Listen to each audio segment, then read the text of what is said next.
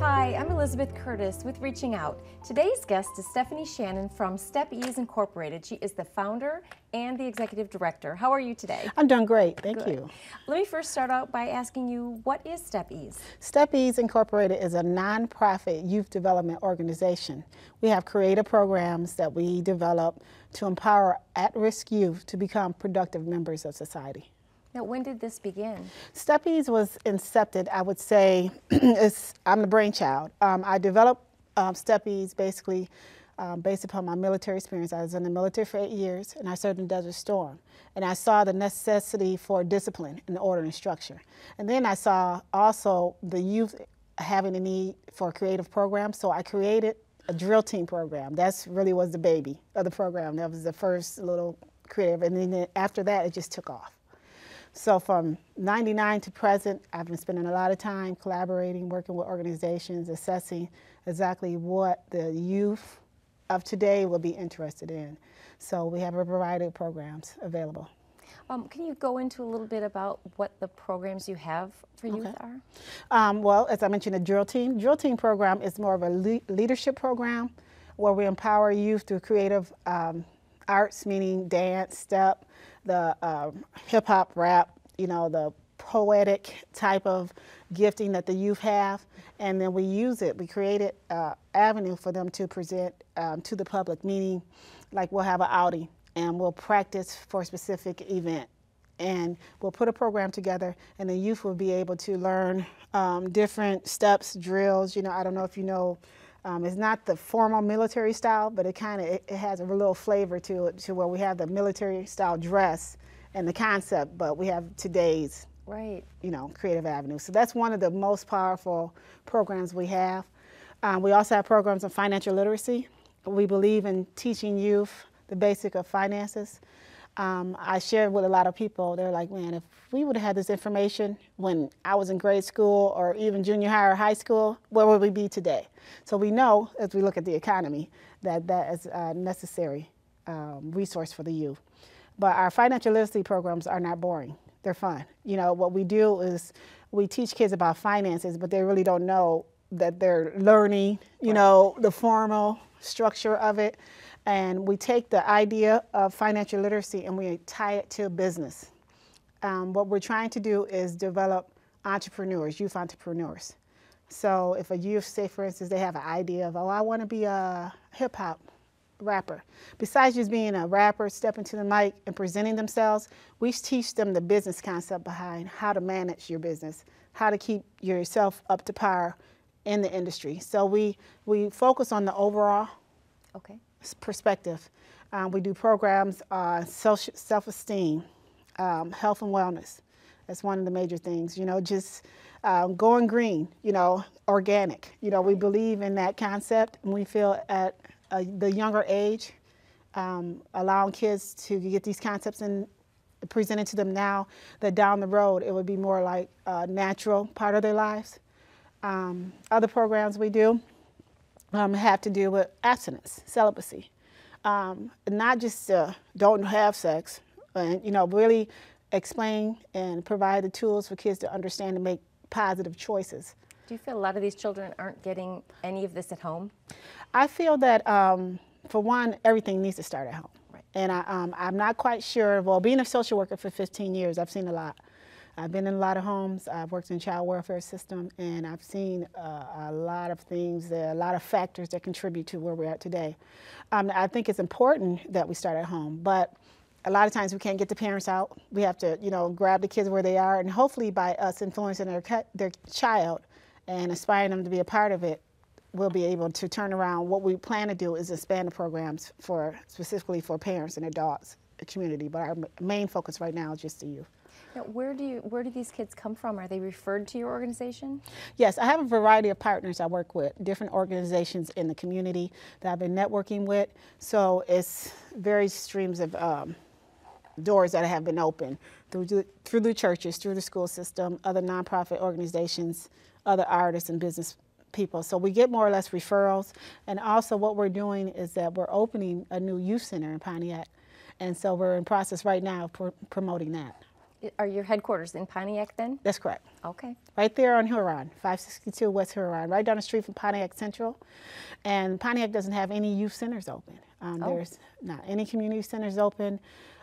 We need to address the concerns of what's going on in the community with the youth, so we're trying to provide a solution by collaborating and working together. Do you have a lot of business partners? Yes, I do. I have a variety of business partners, as many to name, like Better Detroit Youth Movement, Emmy, Encourage Me, I'm Young. I have, well, Stepeze, of course, but we also have other Conceptually Incorporated. I can go on and on with the people. The Pontiac Summit is a movement too, headed by Reverend Thompson of Messiah Baptist Church. He's the one that donated the building for our youth. And that particular organization is collaboration of community leaders, from politicians to teachers to just concerned parents, professionals, all been coming together to work on 5 areas to improve the conditions of Pontiac. So we have quite a large network of people. I'll say. Yeah, yeah. Now, I'm assuming that you use volunteers, and you can probably use a lot more volunteers. That's correct. We need help. We basically, we believe in community development, community support, working together, collaboration and partnership. No man is an island, can't do it alone. I've been out here just doing it based upon my heart and my passion and concern for the youth. But in my journey, I've connected with a lot of organizations. So we're open to sponsorships. We're open to people, for one, bringing their youth in. We want youth even outside that Pontiac Central area to be involved. We're looking for professionals to donate their time to come in and teach and instruct. We're open. You know, my concern is just really partnering with people that have a true passion for servicing the youth in the community. What age group does this include? It ranges from, I would say, 8 and up. Okay. Now, is there any like after-school type activities on a daily basis, or is it once a week meeting? How does that work? What's happening now, we're actually going to have a monthly event. Okay. And our first event is going to be Saturday, November 28, 2009. I have. Right Yes, there. I have it right here. Okay. And that's what we're doing. We're using that as a launch of, hey, we're here. We're here for you. This is what we want to do. Kind of put ourselves on the map. And then from there on, we're going to build after-school programs. Okay. And our programs are going to be a variety of creative programs like theater. We have a young lady by her name is Zealand, and she's a master violinist, and she wants to actually start her own youth orchestra in the community.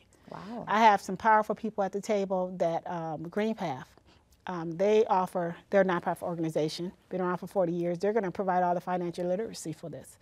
So we have a great variety of resources. It's just that people have ideas, want to come together, create a niche here, you know, something real creative, and basically supply our the community with what we have and support them along the way. So how are you getting the word out about the programs that you're putting out and your activities? The methods we're using is social media. It's for one big, you know, mostly everybody's on there, Facebook, Twitter. We've been using those free methods, and also we're using newspaper, television, community access channels, flyers, and we also even have hot 102.7 radio advertisement going out. So we've been working pretty hard. I have people on the ground that are connected to youth, different organizations, and they're filtering through. So we've been promoting pretty strong. Okay, you know, this is probably a good time to ask your contact information for people who are wanting to volunteer or bring their children, or just for more information. Can you give us a web address? Sure. My web address is stepezedevelopsyouth.com. I'll spell that. It's STEPEZE develops, DEVELOPS youth, YOUTH.com. And my email address is Stepeze, STEPEZE, success @yahoo.com. And what if they want to follow you on Twitter? My name's Stephanie Shannon. So just by your name. Yeah. Okay. Okay. Right. I know that Twitter, man, that's out everywhere. Powerful. Wow. Yes. Social media aspect, and that's the thing about it. Our youth are very, for one, I'm not going to tell my age, but we were not exposed to that type of technology, and it's so many. It's over 3,000 social media sites. You have to find out which one is working for you, and where our audience is, that's where we are. Right. And so that's what we've been focusing on. We're going to use that tool to set up groups to promote discussions, have free webinars. All the events that we're doing is basically a free to minimum low cost. The events we have are going to be like $2 and 2 canned goods for donated for charity. We're trying to teach kids not to just come get something for free, but invest, give. You know, give her your time, your attention, your ideas, your talents. That's what we're promoting. We've got to get to these kids. We do. We have to. It's imperative. My concern is that we can always say, okay, build bigger institutions, lock them up. Right. You know, don't allow them to do this, and we have all these boundaries. But what about giving them the tools, empowering them to become productive? Absolutely. And I feel it's our responsibility because they're going to be our leaders regardless, like it or not. You know, it's a truth. And that's my concern is that what are you going to do instead of complain? Be a part of the problem. Be a part of the solution. Whatever skill, set, ability, connection, network you have, bring it to the table and share. And that's our concern is that our youth need us. They're not able to do the things we're telling them to do. They need to be trained. They need some hand-holding. They need some support. A lot of the children are going through a lot of different things in their own household that's beyond them. Yeah. And we want to have a place, safe place for them to hang out, feel a part of, and build community. Well, thank you so much for what you're doing. We are almost out of time, but I want to remind everybody you have your web address will be shown again, phone number, follow you on Twitter, find out what people can do to help you help these kids. Yes. Thank you so much for being with us today. That is Stephanie Shannon, founder and director of Stepeze Incorporated. Thanks again. Thank you. I appreciate and it. thank you for watching Reaching Out, and stay tuned for more great programming on Community Media Network.